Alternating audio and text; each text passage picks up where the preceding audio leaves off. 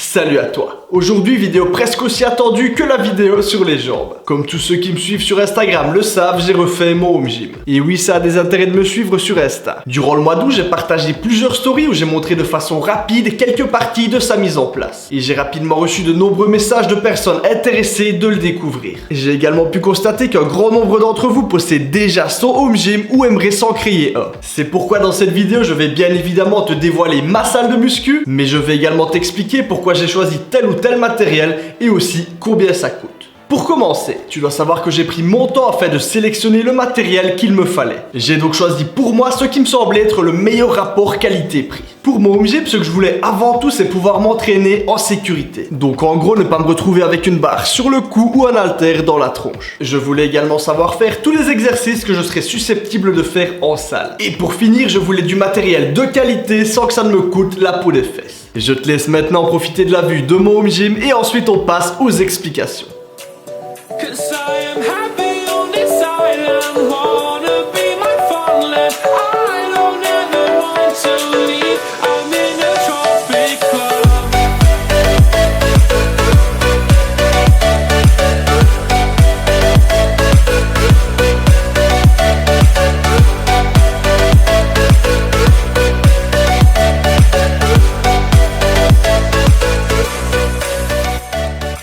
Je vais d'abord décrire le matériel de base de mon home gym et ensuite je te donnerai les prix et les références. Première chose qu'il me fallait absolument, c'est une cage. Elle me permet de déposer ma barre à n'importe quelle hauteur et donc de faire n'importe quel exercice nécessitant une barre. Et en plus de ça, elle apporte de la sécurité grâce aux barres latérales qu'on peut régler à n'importe quelle hauteur pour s'assurer. Il existe de très nombreux types de cages qu'on appelle classiquement cage à squat ou en anglais power cage. Ce que tu devras vérifier, c'est sa hauteur. Si elle rentre pas dans ta pièce, ça servira à rien. D'ailleurs, comme tu le vois, la mienne passe tout juste. Ensuite, il faudra voir quelle charge elle peut supporter. Pour moi, je te conseillerais une cage qui pourrait supporter au minimum 250 kg, histoire d'éviter tout problème. Tu devrais également voir sa largeur. Il existe des cages qui sont relativement étroites et dans lesquelles, lorsque tu fais ton développé couché, tu risques de venir toucher avec les coudes les barres de sécurité. Et crois-moi, c'est pas l'idéal. Une largeur de 1,15 m devrait suffire. Pour terminer, concernant les cages, elles ont généralement une barre de traction. Et ça peut être intéressant de vérifier s'il y a la possibilité d'y connecter d'autres matériels,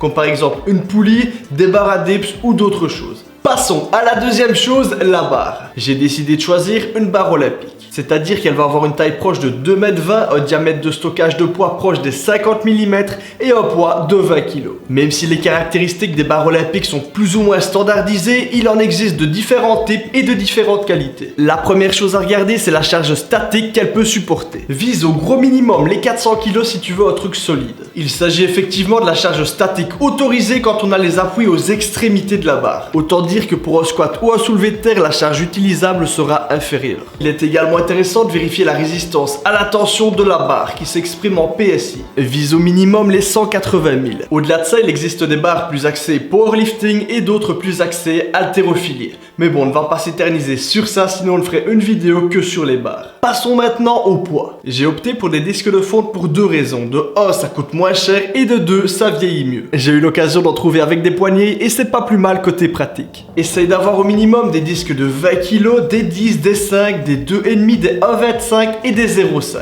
histoire de pouvoir mettre la charge que tu veux sur ta barre. L'idéal pour la fonte olympique est de l'acheter aux alentours de 2 € le kilo. Pour terminer dans le matériel totalement indispensable, on va parler du banc. Première chose à vérifier, c'est sa capacité de charge max, sachant qu'il faudra compter le poids de l'utilisateur et la barre. 250 kg me semble le minimum.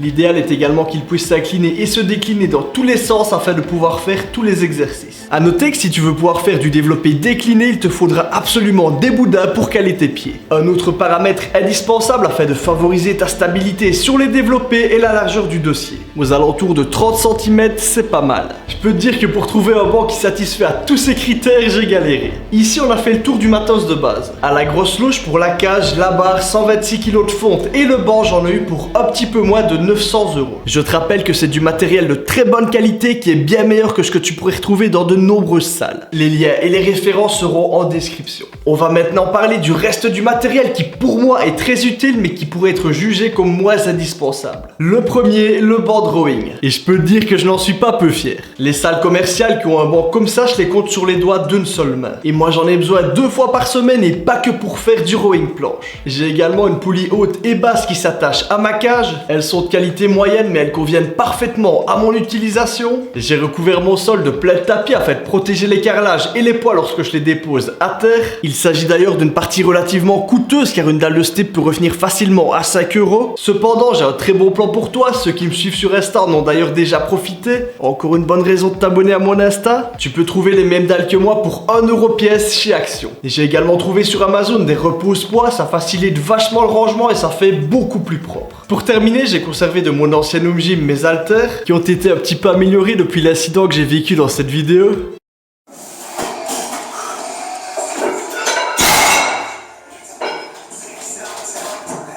Je peux monter jusqu'à 62 kg par bras dessus, donc il y a de la marge. Et j'ai aussi gardé toute ma collection d'élastiques. En plus de ça, il me reste pas mal de petits trucs sympas sur lesquels on va pas s'éterniser. Ici, tel que tu le vois, mon home gym est terminé à 90%. J'aimerais avoir quelques bumpers de 20 kg en plus afin de pouvoir monter plus lourd sur mes barres et de faire du soulevé de terre, ainsi qu'un élément très spécial dont je parlerai peut-être dans une autre vidéo. J'ai acheté le gros de mon matériel sur un site allemand que je te recommande vivement. Après toutes les recherches que j'ai fait, et moi quand je fais des recherches, ça dure pas juste 1 heure ou 2, c'est clairement le site avec le meilleur rapport qualité-prix que j'ai pu trouver, et ce sur la majorité du matériel qu'ils vendent. Le nom du site c'est Simple Products, il est entièrement en allemand. Cependant tu peux aller dessus avec ton téléphone et une traduction automatique et tout ira très bien. J'ai contacté le service client pour diverses questions pratiques et très bon point, j'ai rapidement eu des réponses. Dernière chose, au-delà d'un certain prix qui n'est pas trop élevé, les frais de port sont gratuits. Et c'est un très bon point quand on sait que pour ce genre de choses, on peut facilement monter à plus de 100 € de frais de port.